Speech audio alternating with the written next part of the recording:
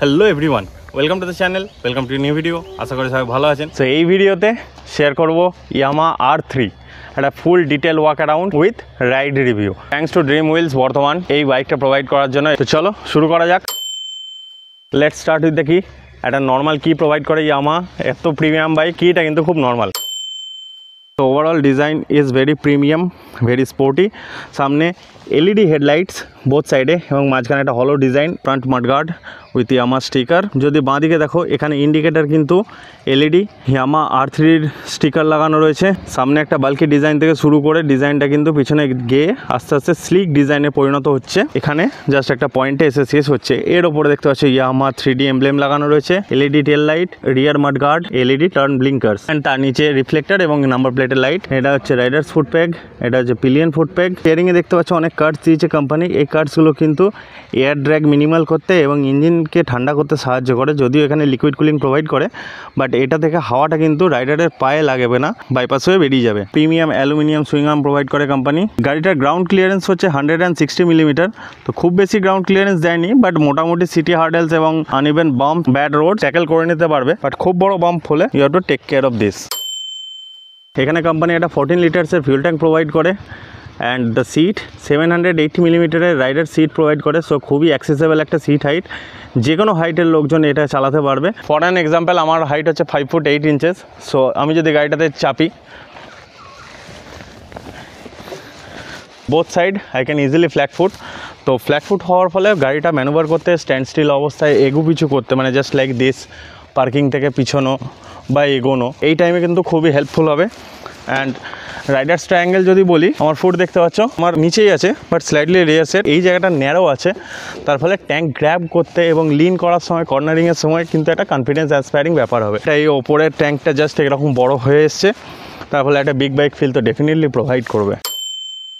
Now let's talk about heart of the matter, engine. এখানে Yamaha একটা parallel twin 300 CC engine provide করে, যার max power হচ্ছে 42 PS at 10,500 RPM, আর max torque হচ্ছে 29 Newton metre at 7,500 RPM। তো power and টর্কের একটা দারুণ ব্যালেন্স প্রোভাইড করেছে, এবং যেটা চালানোর সময় ফিল করতে পারবে যে ইঞ্জিনটা হ্যাঁ সত্যি পাওয়ার আছে। ফার্স্ট গিয়ার থেকেই ইট গিভস ইউ অসম পুল, যেটা রাইড করার সময় ডেফিনেটলি শেয়ার করবো। Now let's listen to this. Ignition on. So at idle এটা হচ্ছে গাড়ির sound, you can listen to this. আর যদি রেভ করি,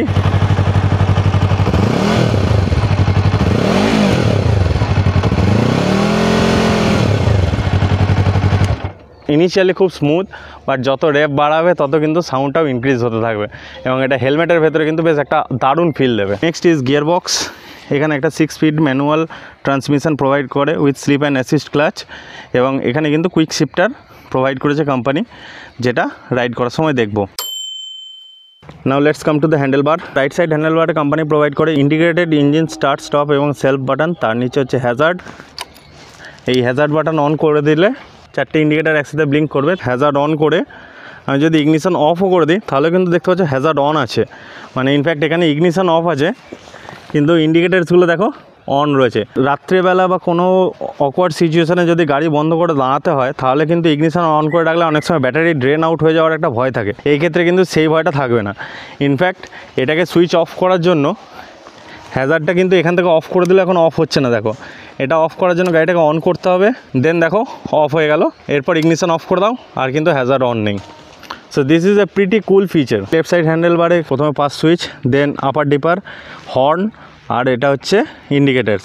হর্ন আর ইন্ডিকেটারের প্লেসটা কিন্তু সোয়াপ করা আছে, যার জন্য আমার ইনিশিয়ালি একটু প্রবলেম হচ্ছিলো, but you will get use to ইট।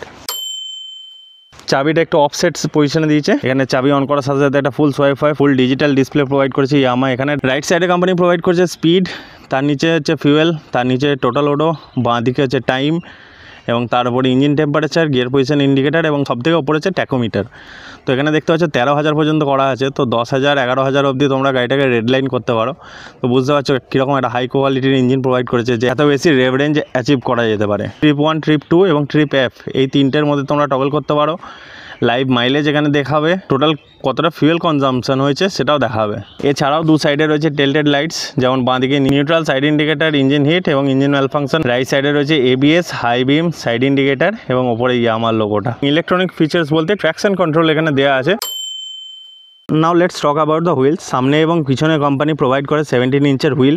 সামনে কোম্পানি 110 সেকশনের ডানলপ টায়ার প্রোভাইড করে, which is a premium touch again. এবং সামনের মতোই সেম পিছনেও কোম্পানি ডানলপের টায়ার প্রোভাইড করে, পিছনের টায়ারের সেকশন হচ্ছে 140। Now let's talk about the braking system. সামনে কোম্পানি প্রোভাইড করে 298 মিলিমিটারের একটা ডিস্ক উইথ এবিএস। রিয়ারে কোম্পানি প্রোভাইড করে 220 মিলিমিটারের disc and again with ABS.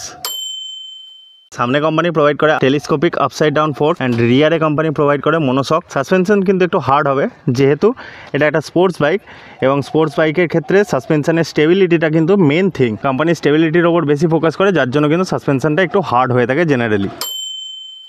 গাড়িটার কার্ব ওয়েট হচ্ছে 169 কেজি। তো বুঝতে পারছো ফুল ট্যাঙ্ক ফিউল এবং ইঞ্জিন অয়েল থাকা সত্ত্বেও কিন্তু গাড়িটা 170 কেজির উপর যাচ্ছে না। তো 42 PS পাওয়ার আর 169 kgs of weight, power to weight ratio is awesome here. চালানোর সময় ফিল করতে পারবে যত ওয়েট কম হবে গাড়ি কিন্তু তত ভালো পুল করবে। রিসেন্টলি ইয়ামাহা R3-তে 1,10,000 টাকা ডিসকাউন্ট প্রোভাইড করেছে। স্যার এখন এক্স শোরুম প্রাইস হচ্ছে 3,60,000 টাকার অ্যারাউন্ড। Huge discount. বাজারে এর যারা কম্পিটিটার আছে RC390 থেকে এটা এখন মাত্র 39,000 বেশি, এবং যেটা মেন কম্পিটিটার টুইন সিলিন্ডারের এপ্রিলিয়া RS457-এর থেকে কিন্তু অলমোস্ট 40,000 মতন কম। সো এটাই ছিল একটা ডিটেল ওয়াক অ্যারাউন্ড। তো চলো এরপর একটা রাইড রিভিউ শেয়ার করবো, দেখা হচ্ছে ডাইরেক্ট গোপ্রো মোডে। সো চলে এসছে R3, ফার্স্ট টাইম একটা টুইন সিলিন্ডার বাইক চালাতে চলেছি। Let's go. Oh my God, listen to the sound, this sounds awesome. First gear engaged and let's go.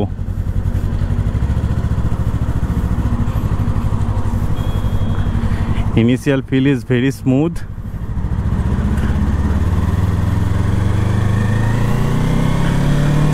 Oh bhai,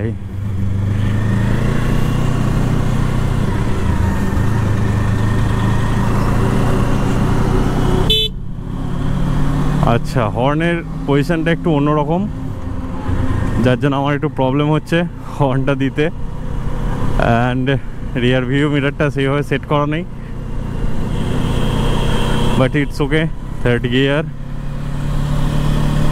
তো খুব একটা স্কেয়ারি নয়। আমি ভাবছিলাম 300 সিসির ইঞ্জিন খুব স্কেয়ারি পুল হবে, কিন্তু অতটা স্কেয়ারি নয়। Riding ergonomics is sporty but not uncomfortable.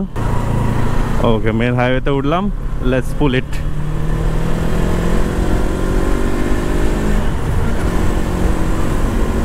My God, look at the acceleration. Oh bhai, this is awesome, brother. Literally this is awesome and I'm having fun.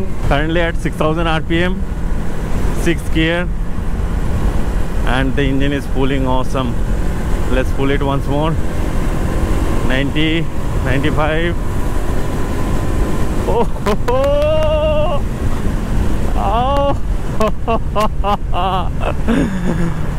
Bye, this is great. One of the smoothest engine I have ever ridden. Hats off to Yamaha. This literally feels awesome. Too good engine. You can maneuver it like this and have so much fun, but at the same time it provides confidence. Feels planted. Oh my God, the handling, the smoothness, the control you have on the bike, just unmatchable, unbeatable. This will make you very happy. Just take a test ride and you will feel what I want to share. Let's pull it again. Third gear, 75, 80, 87 around. আরও যেত, আমি তুললাম না। এখান থেকে ইউটার্নটা নিয়ে নিই, একটু রং রুটে যেতে হবে, but that's fine.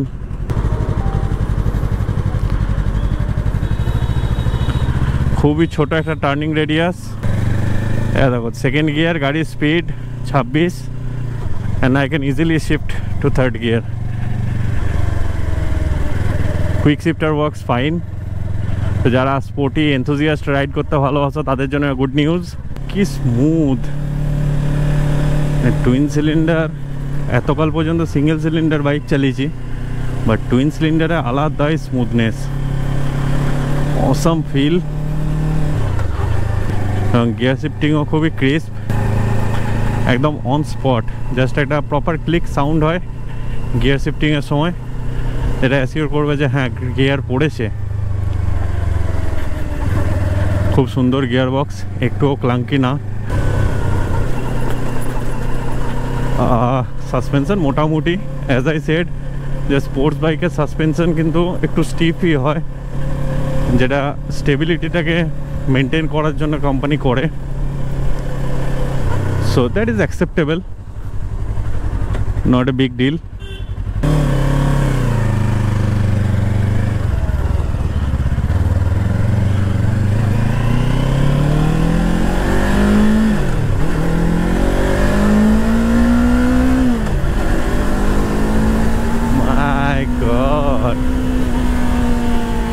Just listen to the sound. যারা এনথুজিয়াস্টিক্যালি রাইড করতে ভালোবাসো তাদের জন্য কিন্তু একদম পারফেক্ট চয়েস, এবং প্রাইস কাটের পর তো আরও বেশি অ্যাফোর্ডেবল হয়ে গেছে এবং আরও বেশি লোভনীয় হয়ে গেছে গাড়িটা। যারা 4 লাখের অ্যারাউন্ড একটা ভালো স্পোর্টস বাইক খুঁজছো বা স্পোর্টস ট্যুরার খুঁজছো, তাদের জন্য কিন্তু এই বাইকটা একদম পারফেক্ট হবে। সো এটাই ছিল Yamaha R3 detail walk around এবং রাইড রিভিউ। আর এই যে মানুষটা দেখতে পাচ্ছ, এর সঙ্গে পরিচয় অনেক দিনের, এবং এই ভিডিওটা মেনলি পসিবল হচ্ছে এই দাদার জন্য। আমার সাথে এলো, নিজের টাইম দিল এবং আমার ক্যামেরাম্যানেরও কাজ করলো। তো থ্যাংক ইউ সো মাচ এতটা টাইম দেওয়ার জন্য, হেল্প করার জন্য। তো ভিডিওটা যদি ভালো লাগে তাহলে লাইক করতে পারো, চ্যানেলটা সাবস্ক্রাইব করতে পারো, আর এরকম ট্যুরস অ্যান্ড ট্রাভেলস রিলেটেড এবং ইনফরমেটিভ ব্লগ যদি ভালো লাগে তাহলে চ্যানেলটা সঙ্গে থাকো।